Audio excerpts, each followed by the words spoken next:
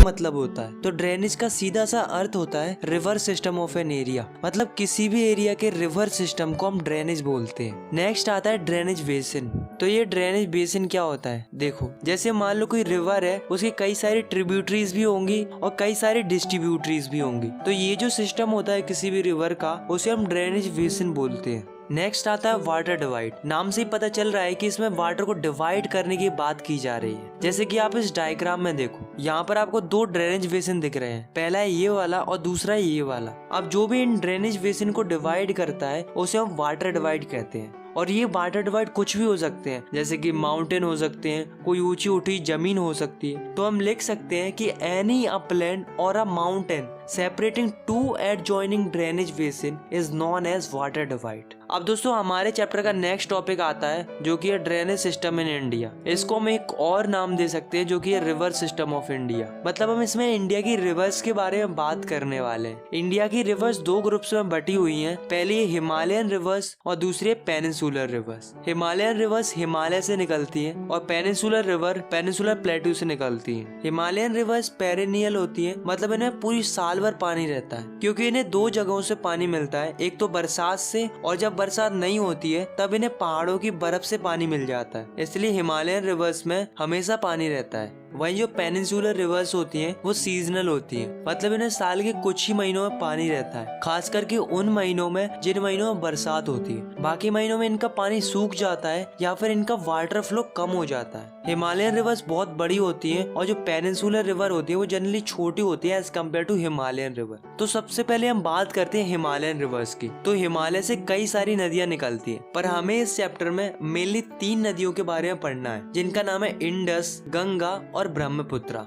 तो सबसे पहले हम बात करते हैं इंडस रिवर की। तो इंडस रिवर तिब्बत से निकलती है और जम्मू कश्मीर से होते होते पाकिस्तान जाती है, फिर पाकिस्तान के बाद अरेबियन सी में जाकर मिल जाती है। इसकी कई सारे ट्रिब्यूटरीज भी हैं, जैसे कि जस्कर, सियोंग, चेनाब, झेलम, सतलुज, ब्यास और रावी। इस रिवर की टोटल लेंथ है 2900 किलोमीटर और इस रिवर का जो स्लोप है वो काफी जेंटल स्लोप है। Now the next river is Ganga river. अब दोस्तों उत्तराखंड में ग्लेशियर है जिसका नाम है गंगोत्री। तो वहाँ से क्या होता है कि वहाँ से भागीरथी निकलती है और इधर से अलकनंदा निकलती है। ये दोनों देवप्रयाग में जाकर आपस में मिल जाती हैं और इन दोनों के संगम से गंगा नदी बनती है और ये ईस्ट की तरफ बहती चली जाती है। फिर एक जगह फरक का जो कि वेस्ट बंगाल में लोकेटेड है, वहाँ पर जाके ये बाइफरकेट कर जाती है हुगली और भागीरथी में। हुगली कलकत्ता से होकर बे ऑफ बंगाल में मिल जाती है और जो गंगा की मेन स्ट्रीम होती है यानी कि भागीरथी, वो बांग्लादेश में जाकर ब्रह्मपुत्रा रिवर से मिल जाती है और इन दोनों रिवर के मिलने से मेघना रिवर बनती है और फिर ये मेघना रिवर बहती हुई बे ऑफ बंगाल में मिल जाती है। और इन रिवर्स का जो डेल्टा बनता है वो है सुंदरबन डेल्टा। और आपको जानकर हैरानी होगी कि सुंदरबन डेल्टा इस दुनिया का सबसे बड़ा रिवर डेल्टा है। गंगा की कई सारी ट्रिब्यूटरीज भी हैं जो कि गंगा को ज्वाइन करती हैं जब गंगा फ्लो करती है, जैसे कि यमुना, घाघरा, गंधक, कोसी, चंबल, बेतवा और सोन। गंगा की टोटल लेंथ है 2500 किलोमीटर।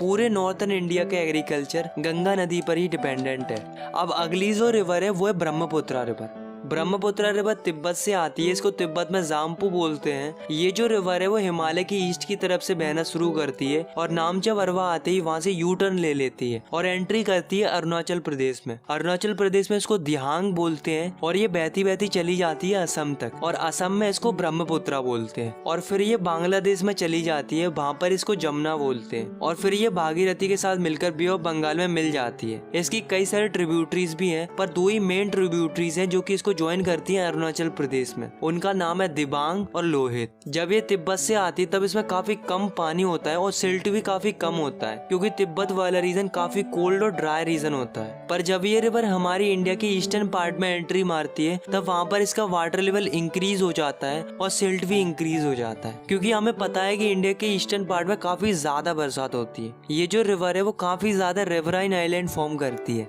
अब दोस्तों हर साल क्या होता है कि जब रेनी सीजन आता है तब रिवर ओवरफ्लो करने लगती है, जिसकी वजह से असम और बांग्लादेश के लोगों को डिवास्टेशन का सामना करना पड़ता है। Now the next is peninsular river, मतलब हम इसमें उन रिवर्स के बारे में पढ़ेंगे जो कि इंडिया के पेनिनसुलर रीजन से निकलती हैं। इंडिया के पेनिनसुलर रीजन में ज्यादातर रिवर वेस्टर्न घाट से निकलती हैं और ईस्ट की तरफ फ्लो करती हैं, जैसे कि महानदी, गोदावरी, कृष्णा एंड कावेरी। और केवल नर्मदा और तापी दो बड़ी रिवर हैं जो कि वेस्ट की तरफ फ्लो करती हैं और एस्चुरीज बनाती हैं। तो सबसे पहले हम बात करते हैं नर्मदा रिवर की। तो नर्मदा रिवर मध्य प्रदेश के अमरकंटक हिल से निकलती है और वेस्ट की तरफ बहती चली जाती है, फिर गुजरात से होकर अरेबियन सी में मिल जाती है। नर्मदा रिवर अपने रास्ते में बहुत सारी अट्रैक्टिव लोकेशन बनाती है, जैसे कि धुआंधार फॉल्स और मार्बल रॉक्स। नेक्स्ट है Tapi river. Tapi river Satpura ranges से बहती है। ये जो रिवर है वो नर्मदा रिवर के पैरेलल फ्लो करती है और महाराष्ट्र और गुजरात से होकर अरेबियन सी में चली जाती है, बट इसकी जो लेंथ होती है वो छोटी होती है नर्मदा रिवर से। अब दोस्तों और भी कुछ छोटी छोटी रिवर्स हैं जो कि वेस्ट की तरफ फ्लो करती हैं, जैसे कि साबरमती, माही,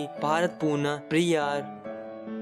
अब हम बात करते हैं गोदावरी रिवर की। तो गोदावरी रिवर महाराष्ट्र के नासिक से शुरू होकर बे ऑफ बंगाल में चली जाती है। ये जो रिवर है वो इंडिया के पेनिनसुलर रीजन की सबसे बड़ी रिवर है। इसकी टोटल लेंथ है 1500 किलोमीटर, इसलिए इसे दक्षिण गंगा भी कहते हैं। अगर हम बात करें इसकी ट्रिब्यूटरीज की, तो इसकी ट्रिब्यूटरीज हैं Purna, Wardha, Pranhita, Manjra, Wainganga and Penganga. Now the next river is Mahanadi. तो महानदी छत्तीसगढ़ के हाईलैंड रीजन से निकलती है और उड़ीसा से होते होते बे ऑफ बंगाल में चली जाती है। इस रिवर की टोटल लेंथ है 860 किलोमीटर। अगली जो रिवर है वो है कृष्णा रिवर। कृष्णा रिवर महाबलेश्वर से शुरू होती है और बहते बहते बे ऑफ बंगाल में मिल जाती है। इसकी जो ट्रिब्यूटरीज है वो है तंगभद्रा, कोयना, घटप्रभा, मूसी एंड भीमा। इस रिवर की टोटल लेंथ है 1400 किलोमीटर्स। नेक्स्ट है Kaveri river. Kaveri river western घाट की ब्रह्मगिरी हिल से बहना शुरू करती है और तमिलनाडु के कुंडालोर से होकर बे ऑफ बंगाल में मिल जाती है। इसकी टोटल लेंथ है 760 किलोमीटर्स। अगर हम इसकी ट्रिब्यूटरीज की बात करें तो इसकी ट्रिब्यूटरीज हैं अमरावती, भवानी,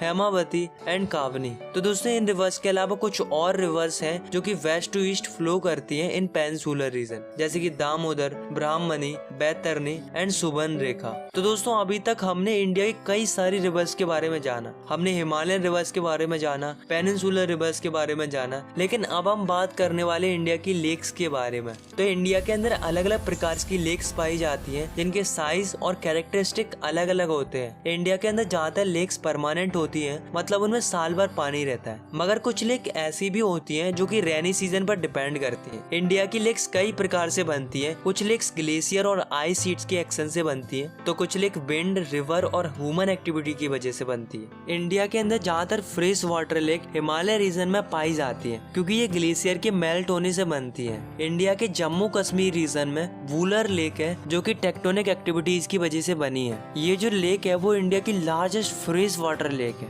इसके अलावा भी बहुत सारी लेक्स हैं, जैसे कि भीमताल, नैनीताल, चिल्का और भी कई सारी हैं। अब दोस्तों नेचुरली फॉर्म लेक्स के अलावा डैम बनाने की वजह से भी लेक्स बनती है, जैसे गुरु गोविंद सागर लेक। तो दोस्तों लेक्स हमारे लिए बहुत ही ज्यादा वैल्यूएबल है और काफी ज्यादा इम्पोर्टेंट रोल प्ले करती है हमारे लिए। जैसे कि लेक रिवर के वाटर को रेगुलेट करती है और बारिश के मौसम में बाढ़ आने से बचाती है। लेक की मदद से हम इलेक्ट्रिसिटी जनरेट कर पाते हैं by developing hydro power plant. Lakes अपने आसपास के क्लाइमेट को मॉडरेट करते हैं और एक्वाटिक इकोसिस्टम को भी मेंटेन रखते हैं। लेक्स किसी भी जगह की खूबसूरती को बढ़ाते हैं, जिसकी वजह से टूरिज्म को भी बढ़ावा मिलता है। लेक्स के अलावा रिवर्स भी हमारी इकोनॉमी के लिए काफी ज्यादा इम्पोर्टेंट रोल प्ले करते हैं, क्योंकि रिवर्स का पानी हम इरिगेशन के लिए यूज करते हैं, नेविगेशन के लिए इस्तेमाल करते हैं और हाइड्रो पावर जनरेशन के लिए भी इस्तेमाल करते हैं। लेकिन दोस्तों लोग अपने फायदे के लिए इन रिवर्स को बर्बाद कर रहे हैं। Domestic, municipal, industrial and agriculture के लिए पानी की डिमांड बढ़ रही है, तो लोग क्या कर रहे हैं, काफी ज्यादा क्वांटिटी में पानी निकाल रहे हैं नदियों से, जिसकी वजह से जो वाटर लेवल है नदियों का वो डिक्रीज हो रहा है। और जो इंडस्ट्रीज होती है उनका जो गंदा पानी निकलता है उसे सीधा नदियों में डाल दिया जाता है, जिससे हमारी रिवर्स पॉल्यूट होती जा रही है और पानी की क्वांटिटी भी डिक्रीज होती जा रही है। और ये गंदगी इतनी ज्यादा हो रही है कि रिवर्स अपने पानी को सेल्फ क्लींस भी नहीं कर पा रही है। तो इसके लिए हमें और हमारी गवर्नमेंट को इस पर ध्यान देना होगा, जिससे हमारी रिवर्स और लेक्स हमेशा साफ बनी रहे। नो डाउट गवर्नमेंट प्रयास कर रही है, बट और भी ज्यादा फोकस्ड होने की जरूरत है। आई होप आपको ये वीडियो पसंद आई होगी। अगर आपको ये वीडियो पसंद आई तो आप इस वीडियो को लाइक कर सकते हो और चाहो तो आप इस चैनल को सब्सक्राइब भी कर सकते हो ऐसी क्लास 9 की वीडियोस आगे देखने के लिए। बाकी मिलते हैं नेक्स्ट वीडियो में, तब तक के लिए टेक केयर, बाय बाय।